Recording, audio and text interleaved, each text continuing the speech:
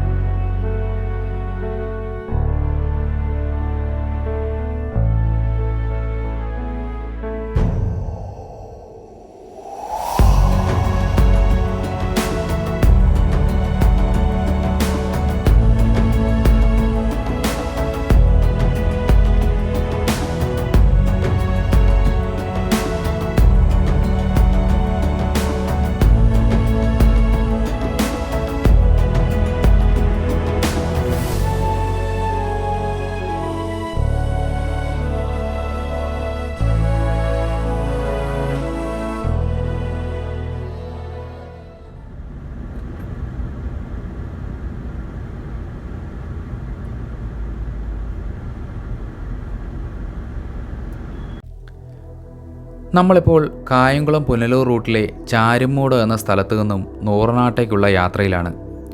ഈ റോഡിനുമുണ്ട് അനവധി കഥകൾ പറയാൻ. തിരുവിതാംകൂറിൻ്റെ മധ്യഭാഗത്തുകൂടി കടന്നു പോയിരുന്ന വളരെ പ്രധാനപ്പെട്ട ഒരു രാജപാതയായിരുന്നു ഇന്ന് KP റോഡ് എന്നറിയപ്പെടുന്ന കായംകുളം പുനലൂർ റോഡ്. ഇന്നത്തെ പോലെ തന്നെ തമിഴ്നാട്, കർണാടക തുടങ്ങിയ മറ്റു സംസ്ഥാനങ്ങളിലേക്കുള്ള ചരക്കുകളും മറ്റും കൊണ്ടുപോകുന്നതിനും കൊണ്ടുവരുന്നതിനും ഈ രാജപാതയാണ് അന്ന് ഉപയോഗിച്ചിരുന്നത്. ഈ പാതയ്ക്ക് ഇരുവശവുമായി വഴിയാത്രക്കാർക്ക് തണലേകുന്നതിനായി ധാരാളം വൃക്ഷങ്ങൾ വച്ചുപിടിപ്പിക്കുകയും ഇന്നത്തെ പോലെ വാഹന സൗകര്യങ്ങളൊന്നുമില്ലാതിരുന്ന അക്കാലത്ത് തലച്ചുമടുമായി വരുന്നവർക്ക് ചുമട് ഇറക്കി വയ്ക്കുന്നതിനുള്ള ചുമട് താങ്ങികളും വഴിയോര വിശ്രമ കേന്ദ്രങ്ങളുമൊക്കെ ഉണ്ടായിരുന്നു. പണ്ടത്തെ വൃക്ഷങ്ങളിൽ ഭൂരിഭാഗവും റോഡ് വികസന സമയത്ത് നഷ്ടപ്പെട്ടിട്ടുണ്ട്. ശ്രീമൂലം തിരുനാൾ മഹാരാജാവിൻ്റെ കാലത്താണ് ഈ വൃക്ഷങ്ങൾ നട്ടുപിടിപ്പിച്ചത്. നൂറനാട്ട് നിന്നും അഞ്ചലോട്ടക്കാർ അന്യനാടുകളിലേക്ക് തപാൽ ഉരുപ്പടികൾ കൊണ്ടുപോയിരുന്നതും ഈ പാതയിൽ കൂടിയാണ്. ഇവിടെ തെക്കുവശത്തായി കാണുന്നതാണ് ഇന്തോ ടിബറ്റൻ ബോർഡർ പോലീസ് അഥവാ ITBPയുടെ പരിശീലന ക്യാമ്പ്. നമ്മളിപ്പോൾ നൂറനാട് ടൗണിലേക്കാണ് എത്തിച്ചേരുന്നത്. ഇവിടെ റോഡിന് തെക്കുവശത്തായി ഒരു സംഭവം കാണാനുണ്ട്. ശിവരാത്രിക്ക് പടനിലത്ത് എഴുന്നള്ളിക്കാനുള്ള ഏഷ്യയിലെ തന്നെ ഏറ്റവും വലിയ കെട്ടുകാളകളിൽ ഒന്നിനെയാണ് ഇവിടെ നിർമ്മിക്കുന്നത്. കാലഭൈരവൻ എന്നാണ് ഈ കെട്ടുകാളയുടെ പേര്. ഇതിൻ്റെ നിർമ്മാണം പൂർത്തിയായി വരുന്നതേയുള്ളൂ. ഏകദേശം 50 അടിക്ക് മുകളിൽ ഉയരം വരും ഈ കെട്ടുകാളയുടെ നിർമ്മാണം പൂർത്തിയായി കഴിയുമ്പോൾ. ഇവിടെ നിന്ന് മുമ്പോട്ട് നീങ്ങിയാൽ ഇത് നൂറനാട് ടൗണാണ്. ഇവിടെ നിന്നും വടക്കോട്ടുള്ള ഇടപ്പോൺ പാറ റൂട്ടിലാണ് പരബ്രഹ്മക്ഷേത്രം സ്ഥിതി ചെയ്യുന്നത്. ഇവിടെ അങ്ങോട്ടേക്കുള്ള ഒരു സൈൻ ബോർഡും വെച്ചിട്ടുണ്ട്. ആദ്യകാലത്ത് കൊല്ലം ജില്ലയുടെ ഒരു ഭാഗമായിരുന്നു നൂറനാട്.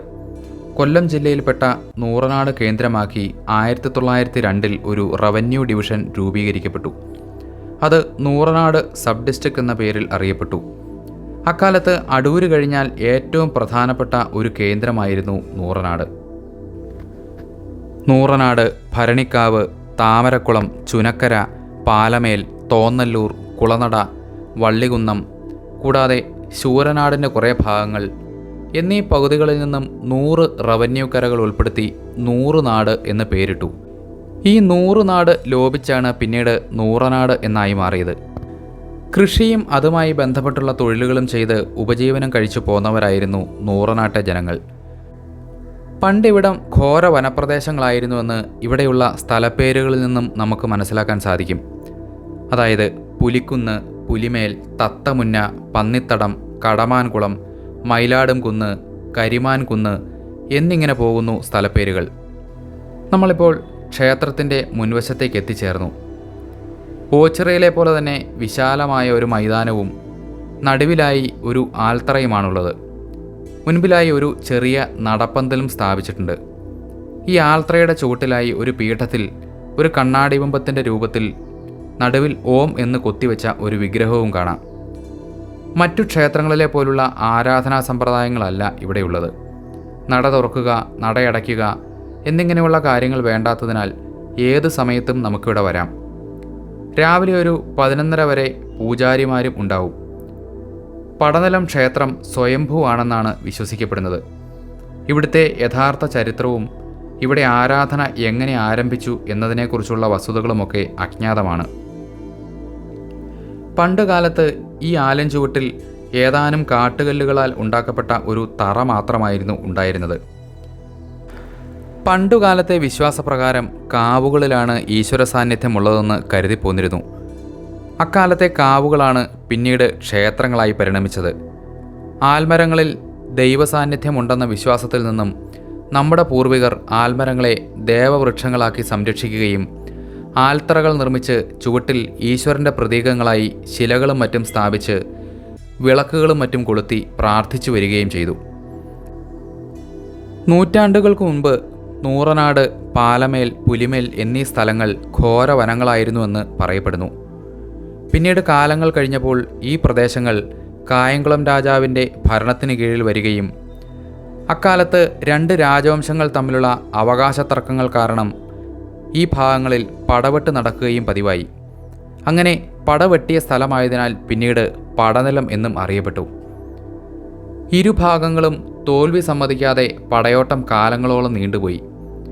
അങ്ങനെ പാഴൂർമന തമ്പുരാൻ പടനിലത്തെത്തുകയും യുദ്ധം അവസാനിപ്പിച്ചില്ലെങ്കിൽ മരണം വരെ ഉപവസിക്കുവാനും തീരുമാനിച്ചു. അങ്ങനെ ഇരുവിഭാഗങ്ങളുടെയും ഗുരുസ്ഥാനീയനായിരുന്ന പാഴൂർ തമ്പുരാൻ്റെ ശ്രമഫലമായി യുദ്ധം അവസാനിപ്പിക്കുകയും ഇവിടെയുണ്ടായിരുന്ന ആൽമരച്ചൂട്ടിൽ ആയുധങ്ങളെല്ലാം ഉപേക്ഷിച്ച് ഇരുകൂട്ടരും യുദ്ധം അവസാനിപ്പിക്കുകയും ചെയ്തു. പിന്നീട് നാട്ടിൽ യുദ്ധം മൂലമുണ്ടായ ദാരിദ്ര്യവും കഷ്ടനഷ്ടങ്ങളുമൊക്കെ വർദ്ധിച്ചു വന്നു. ഇത് പാഴൂർ തമ്പുരാനെ വളരെയധികം ദുഃഖിപ്പിച്ചിരുന്നു. ആ കാലത്ത് അതിതേജസ്വിയായ ഒരു ബ്രാഹ്മണൻ പാഴൂർ തമ്പുരാന് ഒരു സ്വപ്നദർശനം നൽകുകയും ജീർണത സംഭവിച്ചുകൊണ്ടിരുന്ന ആൽച്ചൂട് വൃത്തിയാക്കി സംരക്ഷിക്കുകയാണെങ്കിൽ നാട്ടിലുണ്ടായിരിക്കുന്ന അറുതികൾക്ക് ഒരു പരിഹാരമാവുമെന്ന് അറിയിക്കുകയും ചെയ്തു. ഈ ഒരു സ്വപ്നം ആവർത്തിച്ച് കണ്ടു തുടങ്ങിയതോടെ പാഴൂർ തമ്പുരാൻ പ്രശസ്ത ഗണകനായ പടനിലത്ത് കണിയാരെ വിളിച്ചു വരുത്തി സ്വപ്നദർശനത്തിൻ്റെ കാരണം കണ്ടുപിടിക്കാൻ ആവശ്യപ്പെടുകയും ചെയ്തു. പിന്നീടുള്ള പ്രശ്നചിന്തയിൽ പടനിലത്തെ ആൽച്ചുവട്ടിലുള്ള ചൈതന്യം സാക്ഷാൽ പരബ്രഹ്മം തന്നെയാണെന്നും ആ സ്ഥലം വൃത്തിയാക്കി സംരക്ഷിക്കുകയും ആചാരാനുഷ്ഠാനങ്ങൾ ചെയ്യേണ്ടതാണെന്നും കണ്ടു. പിന്നീട് പാഴൂർ തമ്പുരാൻ്റെ നിർദ്ദേശപ്രകാരം ആചാരാനുഷ്ഠാനങ്ങൾ ആരംഭിക്കുകയും ക്രമേണ ഇതൊരു ആരാധനാ കേന്ദ്രമായി മാറുകയുമായിരുന്നു. 22 കരകളിലെ പ്രമാണിമാരുടെ ഭരണത്തിന് കീഴിലായിരുന്നു അന്ന് ഈ പ്രദേശം. ആറ്റുവ, ചെറുമുക്ക് എന്നീ കരകൾ ശാറങ്ങകാവ് ക്ഷേത്രത്തിലെ ഉത്സവത്തിനായും പയ്യനല്ലൂർ, പള്ളിക്കൽ പ്രദേശങ്ങളെ പള്ളിക്കൽ ക്ഷേത്രോത്സവത്തിനായി വിഭജിക്കപ്പെടുകയും ചെയ്തപ്പോൾ പടനിലം ക്ഷേത്രത്തിൻ്റെ അവകാശം ബാക്കി വന്ന 18 കരകൾക്കായി മാറി. ഈ 18 കരകളിലെ അവകാശത്തെ സൂചിപ്പിക്കുന്നതാണ് ക്ഷേത്രത്തിന് ചുറ്റും കാണുന്ന ഈ 18 കൽവിളക്കുകൾ. ഇന്ന് പടനിലം ക്ഷേത്രത്തിൽ നടന്നുവരുന്ന പ്രധാന ചടങ്ങുകളിലൊന്നാണ് കരകൂടൽ. പണ്ട് യുദ്ധം നടന്നതിൻ്റെ ഓർമ്മപ്പെടുത്തൽ കൂടിയാണ് ഈ ചടങ്ങ്. എല്ലാ വൃശ്ചിക മാസവും 1-ാം തീയതി കരനാഥന്മാർ തെക്കും വടക്കുമായി അണിനിരന്ന് ഒരു വിഭാഗം മുതുകാട്ടുകരയിൽ നിന്നും മറ്റേ വിഭാഗം ആശാൻമുക്കിൽ നിന്നും വേലകളി, മറ്റു വാദ്യാഘോഷങ്ങൾ, താലപ്പൊലി എന്നിവയുടെ അകമ്പടിയോടെ ക്ഷേത്രത്തിലെത്തുകയും പരബ്രഹ്മത്തെ സാക്ഷി നിർത്തി പരസ്പരം സൗഹൃദം പങ്കുവച്ച് പിരിയുകയും ചെയ്യും. ഈ ചടങ്ങാണ് കരകൂടൽ എന്നറിയപ്പെടുന്നത്. ഇവിടുത്തെ ആചാരങ്ങളും അനുഷ്ഠാനങ്ങളും മറ്റു ചരിത്രങ്ങളുമൊക്കെ കൂടുതൽ വിശദമായി ഇവിടുത്തെ ഭരണസമിതി അംഗവും ഒരു പ്രമുഖ ഭാഗവതാചാര്യനും കൂടിയായ ശ്രീ നന്ദകുമാർ നമുക്ക് വിശദീകരിച്ചു തരുന്നതാണ്.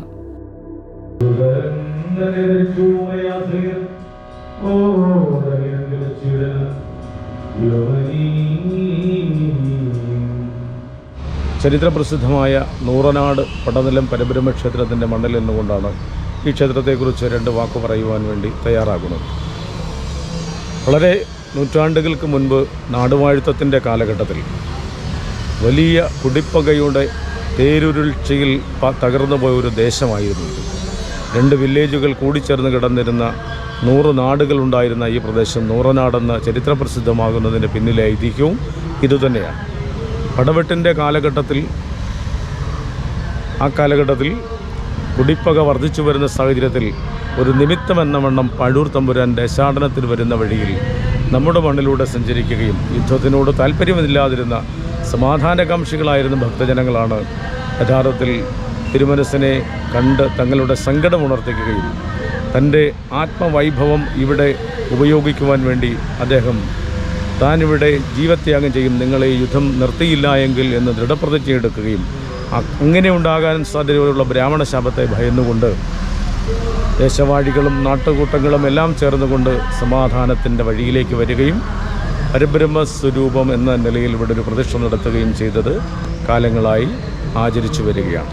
പാഴൂർ തമ്പുരാൻ്റെ പ്രതിനിധിയെ ഇന്നും വൃശ്ചികോത്സവം ആരംഭിക്കുന്നതിൻ്റെ തലേ ദിവസം നടക്കുന്ന ചടങ്ങിൽ വടക്കടത്തുകാവ് ദേവീക്ഷേത്രത്തിൽ നിന്നും പള്ളിവാളും പീഠവും എഴുന്നള്ളിച്ച് പാഴൂർ തമ്പുരാനായി പ്രത്യേകം നിർമ്മിക്കപ്പെടുന്ന ക്ഷേത്രത്തിൻ്റെ തെക്ക് കിഴക്ക് ഭാഗത്തുള്ള കുടിലിൽ പ്രതിഷ്ഠിക്കുന്നതോടുകൂടിയാണ് ഇവിടുത്തെ വൃശ്ചികോത്സവ ചടങ്ങുകളുടെ സമാരംഭം.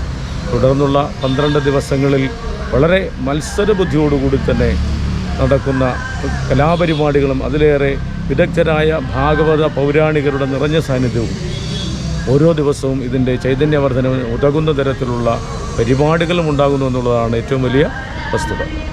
18 കരകളുണ്ടായിരുന്നതിൽ കരപ്രാതിനിധ്യം നഷ്ടപ്പെട്ടു പോയിരുന്ന ചില കരകൾ പിൽക്കാലത്ത് തിരികെ വീണ്ടും എത്തിച്ചേരുക ഇപ്പോൾ 16 എന്ന അംഗസംഖ്യയിലേക്ക് എത്തുമ്പോഴും അവരുടെ അംഗത്വത്തെ പൂർണ്ണമായും നിരാകരിക്കാതെ കരകൂടൽ ചടങ്ങിൽ അവരുടെ പ്രതിനിധികളെത്തുമ്പോൾ അവരെ കൂടി ഉൾപ്പെടുത്തിക്കൊണ്ട് ഒരു സമന്വയം നാടിൻ്റെ വിവിധ മേഖലകളിൽ നിന്നുള്ളൊരു സമന്വയം രൂപപ്പെടുത്തുവാൻ ഭരണസമിതിക്കും ഉത്സവ സമിതികൾക്കും ഈ ദേശത്തിനും കഴിയുന്നു എന്നുള്ളതാണ് ഏറ്റവും വലിയ പ്രത്യേകത. മറ്റൊരു പ്രത്യേകത, വൃശ്ചികോത്സവത്തിന് തിരിതെളിയുന്നതിന് തൊട്ടു മുൻപ് ഇവിടെ തൊട്ടടുത്ത് കാണുന്ന പടനിലം ഓർത്തഡോക്സ് ദേവാലയത്തിൽ നിന്ന് കിട്ടുന്ന എണ്ണയാണ് ഇവിടെ ആദ്യമായി തിരിതെളിക്കാൻ വേണ്ടി പോകുന്നത്. മതേതരത്വത്തിൻ്റെ മറ്റൊരു പ്രതീകാത്മകമായ ചടങ്ങ് കൂടിയാണ്.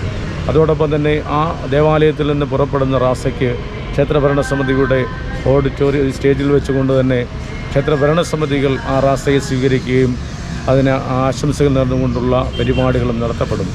തിരികെ കരകൂടൽ ചടങ്ങുമായി ബന്ധപ്പെടുത്തി വടക്കടത്തുകാവിൽ നിന്ന് വരുന്ന ഈ ഘോഷയാത്രയെ ഓർത്തഡോക്സ് സഭ സ്വീകരിക്കുകയും അവരും ഹൃദ്യമായൊരു വരവേൽപ്പ് നൽകുകയും ചെയ്യുന്നു എന്നുള്ളത് മതസൗഹാർദ്ദത്തിൻ്റെ ഏറ്റവും വലിയ അനിവാര്യത തുറന്നു കാണിക്കുന്ന കാലഘട്ടത്തിൻ്റെ പ്രത്യേകതയായിട്ട് പറയേണ്ടിയിരിക്കുന്നു. പിന്നെ നമ്മുടെ ഇവിടുത്തെ വിശ്വാസത്തെക്കുറിച്ച് പറയുകയാണെങ്കിൽ വാക്കുകൾ കൊണ്ട് വിവരിക്കാൻ കഴിയാത്ത തരത്തിൽ അനുഭവസ്ഥരായ നിരവധി പേരുണ്ട്. ആ അനുഭവ സാക്ഷ്യങ്ങളെ എല്ലാം കൂടി എടുത്താൽ ഒരു പുരുഷായുസ്സിൽ പറഞ്ഞു തീരാൻ പറ്റാത്ത അത്രയും ഉള്ളതുകൊണ്ട് നമുക്ക് ആട്ടവിശേഷങ്ങളിലേക്ക് പോകാം. ചിങ്ങമാസത്തിൽ സപ്ത ദിനങ്ങളിലായി ആചരിക്കപ്പെടുന്ന സപ്താഹം ഇവിടുത്തെ സവിശേഷതയാണ്. കേരളത്തിലെ പ്രമുഖ ആചാര്യശ്രേഷ്ഠന്മാരുടെ നേതൃത്വത്തിലാണ് ആ ചടങ്ങ് നടത്തപ്പെടുന്നത്. കന്നിമാസക്കാലമാകുമ്പോഴേക്കും നവരാത്രി കാലമായി ഇവിടെ ദേവീ ഭാഗവത പാരായണവും നവരാത്രിയുടെ ചടങ്ങുകളും എഴുത്തുന്ന ചടങ്ങുകളും നടത്താറുണ്ട്. മിക്കവാറും പ്രഗത്ഭന്മാരായ അധ്യാപക ശ്രേഷ്ഠന്മാരെയോ സമൂഹത്തിലെ ശ്രദ്ധേയരായ വ്യക്തിത്വങ്ങളെയാണ് ഈ ഗുരുസ്ഥാനീയരായി അന്ന് കൽപ്പിച്ചുകൊണ്ട് എഴുത്തിനിരുത്താൻ വേണ്ടി ക്ഷണിക്കപ്പെടുന്നത്. പിന്നെ നമ്മൾക്ക് കന്നിമാസം കഴിഞ്ഞാൽ തുലാമാസത്തിൽ പ്രത്യേകിച്ച് സാധാരണ ഭാഗവത പാരായണവും നിത്യനിദാന വഴിപാടുകളും അല്ലാതെ വൃശ്ചികമാകുമ്പോഴേക്കും ഇവിടെ ഒരു വലിയ പൂരപ്പറമ്പിൻ്റെ പ്രതീതിയാണ്. മെഗാഷോകൾ ഉൾപ്പെടെയുള്ള വമ്പൻ പരിപാടികൾ. കേരളത്തിലെ പ്രശസ്തരായ സംഗീതജ്ഞന്മാർ, കേരളത്തിന് പുറത്തുള്ള സംഗീതജ്ഞന്മാർ, സിനിമാ താരങ്ങൾ, നാട്യരംഗത്തെ പ്രതിഭകൾ തുടങ്ങി വിവിധ മേഖലകളിലുള്ള കലാകാരന്മാരെ ഈ വേദിയിൽ വരുത്തി അവർക്കൊരവസരം നൽകുന്നതിൽ പടതലം ക്ഷേത്രഭരണസമിതി കലാകാരന്മാരോട് പ്രതിബദ്ധതയുണ്ടെന്നുള്ളതിൻ്റെ ഏറ്റവും വലിയ ദൃഷ്ടാന്തമാണെന്ന് പറയേണ്ടിയിരിക്കുന്നു. മറ്റൊന്ന്, വൃശ്ചികോത്സവം കഴിഞ്ഞോടൊപ്പം തന്നെ നടക്കുന്നത് ശബരിമല തീർത്ഥാടന കാലമാണല്ലോ. ഏവർക്കും സുപരിചിതമാണത്. ശബരിമലയിലേക്ക് ഓച്ചിറ കഴിഞ്ഞ് പന്തളം റൂട്ടിൽ പോകുമ്പോൾ ഒരു ഇടത്താവളം എന്ന നിലയിൽ പ്രവർത്തിക്കുന്ന ഈ ക്ഷേത്ര സങ്കേതത്തിൽ എത്തിച്ചേരുന്ന അയ്യപ്പ ഭക്തന്മാർക്ക് വിശ്രമത്തിനുള്ള സൗകര്യവും ലഘുഭക്ഷണ വിതരണവും കാലാകാലങ്ങളായി നടത്തി വരുന്നു എന്നുള്ളത് മറ്റൊരു പ്രത്യേകതയാണ്.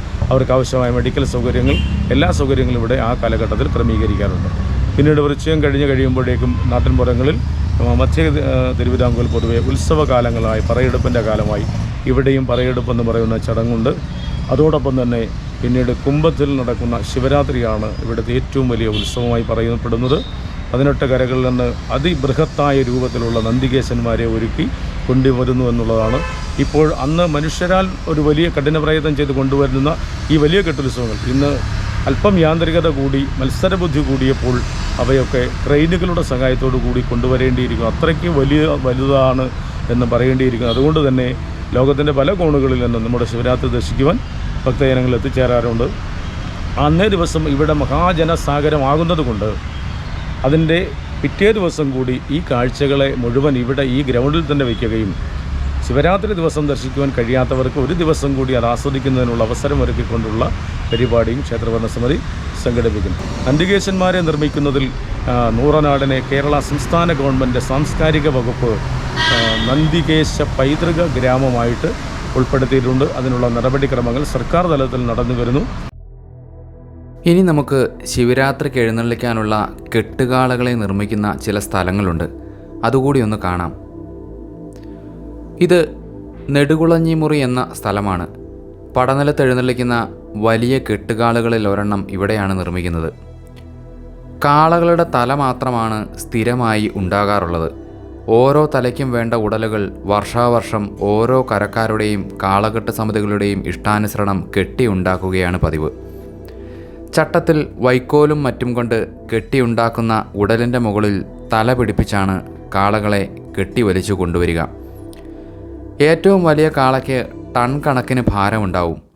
എന്നാൽ ചെറുതും കൈവെള്ളയിൽ ഒതുങ്ങുന്ന തരത്തിലുള്ള ചെറിയ കാളകളും ഉണ്ടാവാറുണ്ട്. സാധാരണയായി ഒരു കാളയ്ക്ക് വെള്ള നിറവും മറ്റേതിന് ചുവപ്പുമാണ് കൊടുക്കാറുള്ളത്. തുണിയുടെ പുറത്തുകൂടി കഴുത്തിൽ മണികൾ കെട്ടിത്തൂക്കുകയും ജീവിത, നെറ്റിപ്പട്ടം, വെൺചാമരം തുടങ്ങിയ അലങ്കാരങ്ങളും മാലകളും മറ്റും അണിയിക്കുകയും ചെയ്യും. ഓരോ കരക്കാരും മത്സരബുദ്ധിയോടെ കാളകളെ അണിയിച്ചൊരുക്കുകയും വാദ്യഘോഷങ്ങളോടെ ആഘോഷപൂർവ്വം ക്ഷേത്രത്തിലേക്ക് ആനയിച്ചു കൊണ്ടുവരുന്ന കാളകൾക്ക് അതിൻ്റെ മികവിൻ്റെ അടിസ്ഥാനത്തിൽ സമ്മാനങ്ങളും മറ്റും കൊടുക്കുന്ന പതിവുമുണ്ട്. നമസ്കാരം. എന്താ പേരെങ്ങനെ? ബിജു. ഈ ഒരു ഇതിൻ്റെ നിർമ്മാണ രീതി ഒന്ന് പറഞ്ഞു തരാമോ? നിർമ്മാണ രീതി കാളെ കൂട്ടണം. ഫസ്റ്റ് ടൈം അതാണ്. നേരെ എടുത്ത് കാളെ കൂട്ടുക, അത് കഴിഞ്ഞിട്ട് ഇപ്പോൾ പന്തലിടണം, ടർപ്പ് കെട്ടി പന്തൽ. പിന്നെ നമ്മൾ കച്ചി ഇറക്കി തിരി തീർത്ത് ഇതുമാതിരി തിരിയെല്ലാം തീർത്ത് കെട്ട് തുടങ്ങും. ഫസ്റ്റ് എയ്ഡ് എന്ന് വെച്ചാൽ ഫസ്റ്റ് എയ്ഡ് കാലും കൈയും കെട്ടി ഫസ്റ്റ് എയ്ഡ് ചെയ്യുക. പിന്നെ പള്ള കെട്ടി ആ വയറ് കെട്ടി തടി കൊണ്ടാണ് ഈ സ്ട്രക്ചർ ഉണ്ടാക്കുക. തടി കൊണ്ടാണ് സ്ട്രക്ചർ മൊത്തം. ആ തടി ആഞ്ഞിലിയും തെങ്ങും അടയ്ക്കാൻ പറ്റും ഫുള്ള്. പിന്നെ ചണം, ചാക്ക്, വെള്ളയും പട്ടുമൊക്കെയാണ് കൂടുതൽ ഉപയോഗിക്കുന്നത്. അപ്പോൾ ആദ്യം നമ്മൾ ഈ കച്ചി ഇതാക്കണതിന് മുമ്പ് അതിൻ്റെ ഒരു ഷേപ്പിലേക്ക് നമ്മൾ ഉണ്ടാക്കിയെടുക്കണം. ആദ്യം തടി മാത്രമേ ഉള്ളൂ. തടിയിൽ നമ്മൾ കച്ചി കൊണ്ടാണ് ഷേപ്പാക്കി എടുക്കണം അല്ലേ? കച്ചി കൊണ്ട് 8 കാലേ ഉള്ളൂ. 8 തടിയിൽ ഇതുമാതിരിയുള്ള 8 തടിയിൽ നമ്മൾ ഷേപ്പാക്കി എടുക്കും ഫസ്റ്റ് എയ്ഡ്. അതിനായിട്ട് തന്നെ അടുത്ത ഫിനിഷിംഗ് ലെയർ ഉണ്ട്. വള്ള വരിഞ്ഞായിട്ട് ഫിനിഷിംഗ് ലെയർ വരും. ഇത് ഫിനിഷിംഗ് ലെയർ ആയിട്ടില്ല. ഫസ്റ്റ് ഓരോന്നും നമ്മളിത് ഈ വള്ളി ഉപയോഗിച്ച് ടൈറ്റ് ചെയ്ത് ഷേപ്പ് ചെയ്ത് അതിനനുസരിച്ച് ടൈറ്റ് ചെയ്ത് വരണം അല്ലേ? ഇതിപ്പോൾ സാധാരണഗതിക്ക് എത്ര ദിവസം എടുക്കും ഇങ്ങനെ ഒരു ഇതൊരു? 6ാമത്തെ ദിവസം. എത്ര ദിവസം വേണ്ടി വരും ഇത് പൂർത്തിയാവാൻ? മൊത്തത്തിൽ ഒരു 9 ദിവസത്തോളം. 10 ദിവസം മൊത്തത്തിൽ ഈ കാള ഫിനിഷാണ് 10 ദിവസം. 10 വരെ 10 ദിവസം ഉണ്ടെങ്കിൽ ഇത് ഫിനിഷ് ആകും. ഇത് മുഴുവൻ സ്ട്രക്ചർ മുഴുവൻ പൂർത്തിയായി കഴിഞ്ഞാൽ അതിൽ മറ്റുള്ള അതിന്റെ ഷേപ്പ് അതിന്റെ നിറമുള്ള തുണികളും ഒക്കെ വെച്ച് വൈക്കോലുകൊണ്ട് ഫസ്റ്റ് എയ്ഡ് നിർമ്മിക്കുക. അത് കഴിഞ്ഞിട്ട് ചാക്കിട്ട് ചണച്ചാക്കുണ്ട്, അത് വീതിയുള്ള അതിട്ട് പിന്നെ അടുത്ത വെള്ളയും പട്ടുമിട്ട് റെഡിയാക്കി പിന്നെ മണി ഡെക്കറേഷൻ അങ്ങനെയൊക്കെയുള്ളത്. ഏറ്റവും അവസാനമാണ് തല ഉറപ്പിക്കുക അല്ലേ? അല്ല, വെള്ളയും പട്ടുമിട്ട് കഴിഞ്ഞിട്ട് തല ഉറപ്പിക്കും. സിരസ് ഉറപ്പിച്ച് കഴിഞ്ഞിട്ട് മണി കെട്ടി ഡെക്കറേഷൻ ചെയ്യും. ഫിനിഷിങ് ലാസ്റ്റ് ഇല്ലിത്തട്ട് നെറ്റിപ്പെട്ട. ഇപ്പം നമ്മൾ എങ്ങനെ ഇത് അങ്ങോട്ട് കൊണ്ടുപോകും? ഈ ഒരു ചെറിയ റോഡ് വഴി 2 ക്രെയിൻ ഉപയോഗിച്ചാണ്, ഹൈഡ്രോ ഉപയോഗിച്ചാണ്, ഫ്രണ്ടിലും ബാക്കിലും ഹൈഡ്രോ ഉപയോഗിച്ചാണ് ഇതിനെ കൊണ്ടുപോകും. ഇത് അവിടെ എഴുന്നള്ളിക്കുന്ന സാമാന്യം വലിയൊരു കള തന്നെ ഇതല്ലേ? അല്ല, രണ്ടാം ഫസ്റ്റ് തത്തമുന്നയാണ്. അത് കഴിഞ്ഞാൽ പിന്നെ ഇത് 2ാം നമ്പർ ഇതിന് ഹൈറ്റിൽ. Thank you.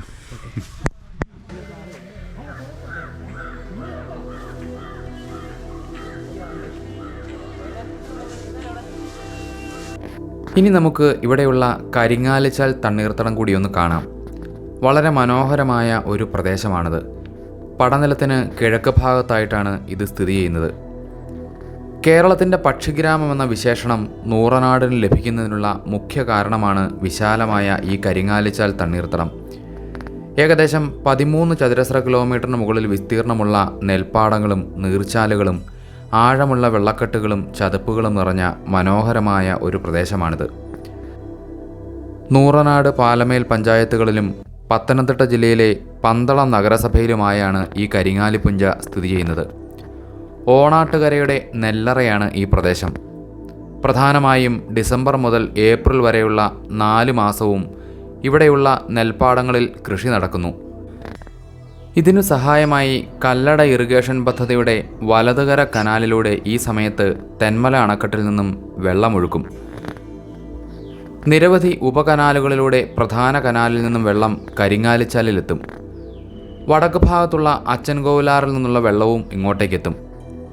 മഴക്കാലത്ത് ജലനിരപ്പ് വളരെയധികം ഉയരാനും ഇത് കാരണമാകും. പക്ഷി നിരീക്ഷകർ ധാരാളമായി എത്തുന്ന ഒരു സ്ഥലം കൂടിയാണിത്. ദേശാടന പക്ഷികൾ ഉൾപ്പെടെ അനവധി ഇനം പക്ഷികളെ ഇവിടെ കാണാനാകും. മധ്യ തിരുവിതാംകൂറിലെ ഏറ്റവും വലിയ പാടശേഖരങ്ങളിൽ ഒന്നാണിത്.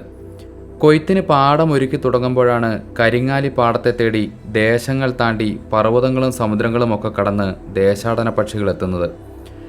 ഡിസംബർ മുതൽ ജനുവരി അവസാനം വരെ ഈ പക്ഷികൾ ഇവിടെ ഉണ്ടാവും. അപൂർവങ്ങളായ പല ദേശാടന പക്ഷികളും എത്തുന്നത് ഈ കരിങ്ങാലിപ്പുഞ്ചയിലാണ്. പക്ഷികളുടെ കണക്കെടുപ്പിന് ശേഷം നടന്ന പഠനങ്ങളിൽ അപൂർവ ദേശാടകനായ നീലകണ്ഠപ്പക്ഷി, മണൽക്കുരുവി, കരണ്ടിക്കൊക്കൻ എന്നിവയെയും ഇവിടെ കണ്ടെത്തിയിരുന്നു. 33 ഇനത്തിൽപ്പെട്ട അപൂർവ പക്ഷികളെയാണ് കഴിഞ്ഞ വർഷം ജില്ലയുടെ വിവിധ ഭാഗങ്ങളിലുള്ള നീർത്തടങ്ങളിൽ പക്ഷി നിരീക്ഷകർ കണ്ടെത്തിയത്.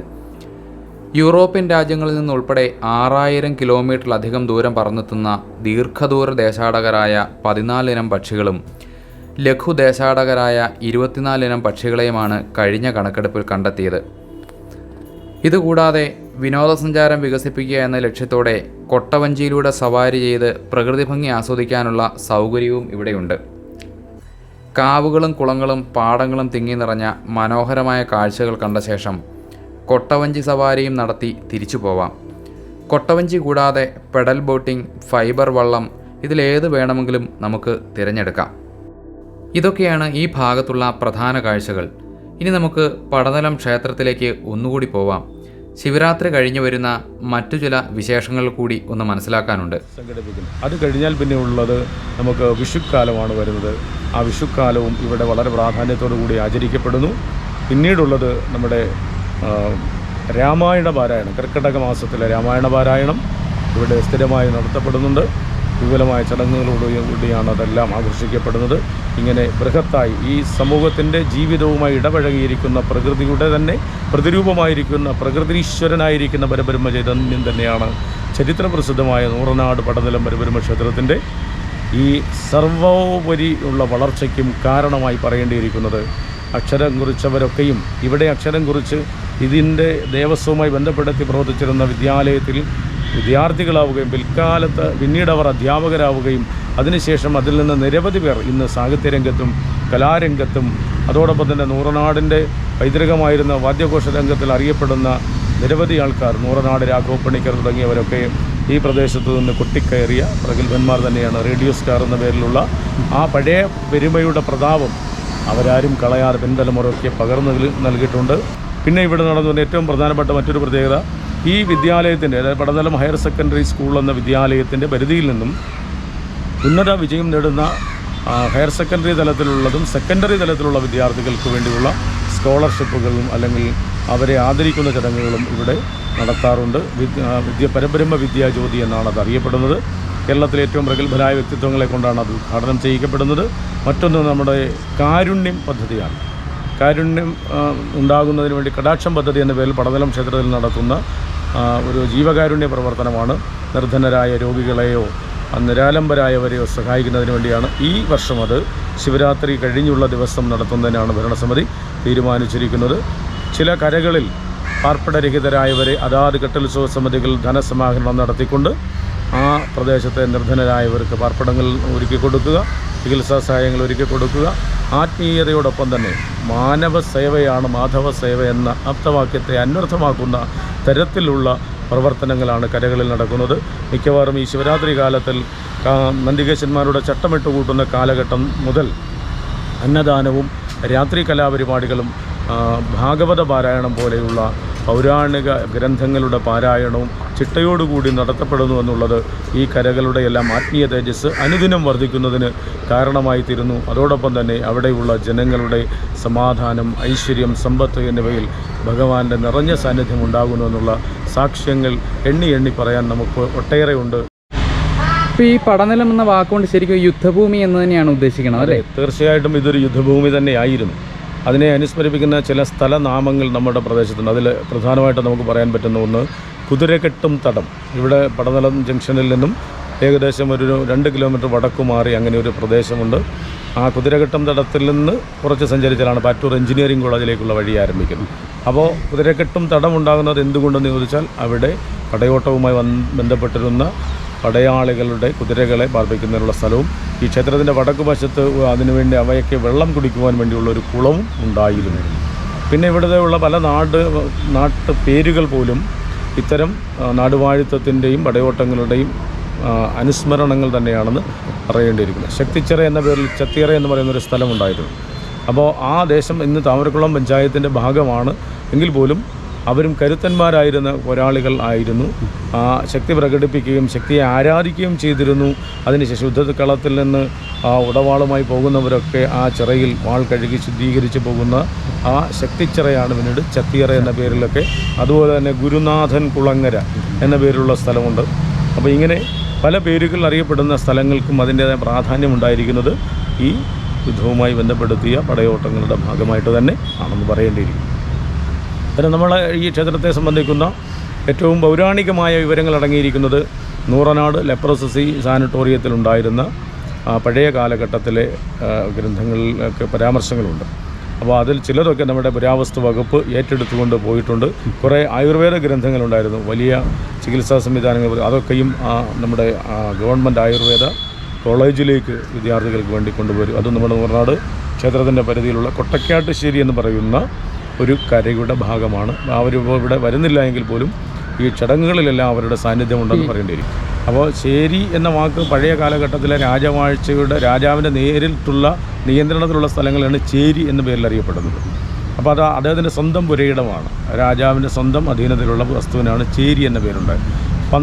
പന്തളം രാജകുടുംബവും ബന്ധപ്പെടുത്തിയാണ് പന്തളം ചേരിക്കൽ എന്നൊരു പ്രദേശമുണ്ട്. അത് ഒരുപക്ഷെ മധ്യ കേരളത്തിൽ വളരെ പ്രശസ്തമാണ്. അപ്പോൾ ചേരിക്കൽ ഭൂമി എന്ന വാക്കിൻ്റെ അർത്ഥം രാജാധികാരത്തിൻ്റെ നേരിട്ടുള്ള നിയന്ത്രണത്തിലുള്ള ഭൂമി എന്ന് തന്നെയാണ് അർത്ഥം. ഈ കോയിക്കൽ എന്നുള്ള പേര് പല കുടുംബങ്ങളിലും അവരുടെ മേൽക്കോയ്മയുമായി ബന്ധപ്പെടുത്തി വന്നു ചേർന്നവരുണ്ട്, ദേശാധിപത്യവുമായി വന്നു ചേർന്നവരുണ്ട്, ബ്രാഹ്മണാധിപത്യവുമായി ബന്ധപ്പെടുത്തി നിന്നിരുന്നവരുടെ സഹായികളായിട്ട് നിന്നിരുന്നവരെയും ഈ കോയ്മയുമായി ബന്ധപ്പെടുത്തിയ മേൽക്കോയ്മ കാണിക്കാനുള്ള കോയ്മ അധികാരികളായിരിക്കുന്നവർ എന്ന സൂചനയാണ് ഈ കോയിക്കൽ എന്ന പദത്തിലൂടെ പ്രകടമാകുന്നത്. അവരുടെ വാസസ്ഥാനം അല്ലെങ്കിൽ അവരുടെ ഒരു അതൊക്കെ രാജാവ് പലപ്പോഴും അവർക്ക് ആവശ്യമായ ഭൂമിയും സമ്പത്തും കൊടുത്ത് അവരെ അവിടുത്തെ പ്രദേശത്തെ കാര്യങ്ങളുടെ നിയന്ത്രണം നടത്തുന്നതിന് വേണ്ടിയുള്ള ചെറിയ ഭരണാധികാരികളായി രൂപപ്പെടുത്തിയതായിരുന്നു. അതായിരുന്നല്ലോ പഴയ നാടുവാഴിത്തത്തിൻ്റെ ഒരു പ്രത്യേകത. ഇതൊക്കെയാണ് നമ്മുടെ നാട്ടിലെടുത്ത് പറയത്തക്ക സവിശേഷതകൾ. ഇനി നമുക്ക് നമ്മുടെ ഈ വൃശ്ചികോത്സവത്തിലെ എടുത്തു പറയത്തക്ക കാര്യം, ഓരോ വർഷം കഴിയുന്നതോറും ഇവിടെ ഭജനം പാർക്കുന്നവരുടെ എണ്ണം കൂടി വരുന്നു. കുടിലുകൾ കെട്ടി ഭഗവത് സന്നിധിയിൽ 10-12 ദിവസത്തോളം കഴിയുവാനുള്ള ഭക്തജനങ്ങളുടെ തിരക്കേറി വരികയാണ്. ഈ കഴിഞ്ഞ സീസൺ അവസാനിക്കുമ്പോൾ ഏകദേശം 85ഓളം കുടിലുകളാണ് ഇവിടെ ഉണ്ടായിരുന്നത്. അതോടൊപ്പം തന്നെ വൃശ്ചികോത്സവത്തിൻ്റെ ഭാഗമായി ദൈനംദിന ചിറപ്പുകൾ കൂടാതെ കരക്കാരുടേതായ ചിറപ്പ് നടത്തുന്ന അവസരങ്ങളിൽ എല്ലാ കരക്കാരും അവർക്കായി നിർദ്ദേശിക്കപ്പെട്ടിരിക്കുന്ന നിർദ്ദിഷ്ട ശിലാവിളക്കുകൾ തെളിക്കുകയും പിന്നീട് ചുറ്റുമുള്ള വിളക്കുകൾ തെളിക്കുന്ന ഒരു പതിവാണ് ഇവിടെ കണ്ടുവരുന്നത്. ഈ ശിലാവിളക്കുകളൊക്കെയും ഈ ദീപസ്തംഭങ്ങളൊക്കെയും യഥാർത്ഥത്തിൽ ആ കരക്കാരുടെ പ്രാതിനിധ്യം വിളിച്ചോതുന്നതാണ്. അതോടൊപ്പം തന്നെ ഇതിലെല്ലാം ദീപം തെളിയുന്നതോടുകൂടി പഴയ സ്പർദ്ധയിൽ നിന്നും മാനവികതയിലേക്ക്, മനുഷ്യത്വത്തിലേക്ക്, ഈശ്വരാംശത്തിലേക്കുള്ള മനുഷ്യൻ്റെ ഒരു കൂട്ടായ്മയുടെ ദീപമായിട്ടാണ് ഈ വൃശ്ചിക ദീപത്തിൻ്റെ പ്രത്യേകത ഇവിടെ തെളിയുന്നത്. അതിൽ ഭക്തജനങ്ങളും കരക്കാരും വന്നു ചേരുന്ന എല്ലാ സജ്ജനങ്ങളും അതിൻ്റെ ഭാഗമാകുന്നു എന്നുള്ളതാണ് അതിൻ്റെ ഏറ്റവും പ്രധാനപ്പെട്ട സവിശേഷത. അതാത് ദിവസങ്ങളിൽ അന്ന് അന്നദാനം ഇവിടെയുണ്ട്. അതോടൊപ്പം തന്നെ വൃശ്ചികം 1-ാം തീയതിയും ശനിയാഴ്ച ദിവസങ്ങളിലും ഈ ക്ഷേത്രത്തിൽ അന്നദാനം നടന്നു വരുന്നു. കൊറോണ കാലത്ത് മാത്രമാണ് അതിനൊരു തടസ്സമുണ്ടായിരുന്നത്. ആ നിബന്ധനകളിൽ നിന്നൊക്കെ വിടുതലായപ്പോൾ ഇപ്പോൾ ആ ചടങ്ങും കൃത്യമായി നടന്നു വരുന്നു എന്നുള്ളതാണ് വാസ്തവം. പിന്നെ ഇവിടെ നമ്മളൊരു പ്രധാന വഴിപാട് എന്ന് പറയാനായിട്ട് ഏറ്റവും പ്രധാന വഴിപാടായി ദേവപ്രശ്ന വിധിപ്രകാരം സൂചിപ്പിക്കപ്പെട്ടിരിക്കുന്നത് ഭഗവാന് ജലധാരയും കൂവളത്തിലമാലയും പിന്നീട് നെയ്വിളക്കും. ഇത് മൂന്നും മുടങ്ങരുത്. ഏതൊരു ഭക്തനും തനിക്കൊരു വലിയ വഴിപാട് ചെയ്യണമെന്ന് ആഗ്രഹിച്ചു വന്നാൽ ഈ ഒരു വഴിപാട് കഴിഞ്ഞ് മാത്രമേ മറ്റെന്തെങ്കിലും ചെയ്യാവുന്നതാണ്. ഭഗവാൻ ഏറ്റവും പ്രിയമുള്ളത് ഇത് മൂന്നുമാണ്. അതോടൊപ്പം തന്നെ അദ്ദേഹത്തിന് വൈകുന്നേരങ്ങളിൽ ഒരു ഗണപതി ഒരുക്ക് പോലെ തന്നെ പടുക്കയൊക്കെ കൂട്ടിവെച്ച് ദീപാരാധന നടത്തി വൈകുന്നേരത്ത് അവിടെയുള്ള ഭക്തജനങ്ങൾക്ക് വിതരണം ചെയ്യപ്പെടുന്നു. രാവിലെ ഗണപതി ഹോമത്തോടു കൂടിയാണ് ഇവിടെ ചടങ്ങ് ആരംഭിക്കുന്നത്. ആ ഗണപതി ഹോമം ക്ഷേത്രത്തിലെ മേൽശാന്തിയായിരിക്കുന്ന ആൾ തന്നെയാണ് ചെയ്തു വരുന്നത്. അതിൽ കവിഞ്ഞ് പിന്നെ അഷ്ടദ്രവ്യ മഹാഗണപതി ഹോമം ചില വിശേഷ സന്ദർഭങ്ങളിൽ നടത്താറുണ്ട്. അതുപോലെ തന്നെ മാസത്തിൽ ഇപ്പോൾ ഗണപതി ഹോമവും മൃത്യുഞ്ജയ ഹോമവും നടത്തി വരുന്നുണ്ട്.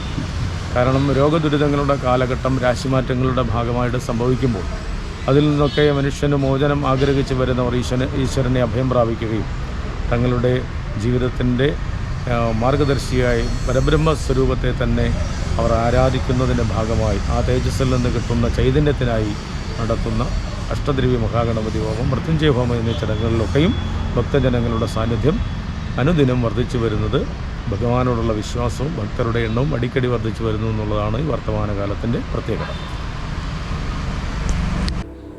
ഇതുകൂടാതെ നിരവധി കാഴ്ചകൾ ഇനിയും നൂറിനാട്ട് കാണാനുണ്ട്. സമയം ഒരുപാടായതുകൊണ്ട് തൽക്കാലം വീഡിയോ ഇവിടെ അവസാനിപ്പിക്കുന്നു. ഈ വീഡിയോ നിങ്ങൾ മറ്റുള്ളവർ കൂടി ഷെയർ ചെയ്യുക. വീണ്ടും പുതിയൊരു അധ്യായവുമായി കാണാം.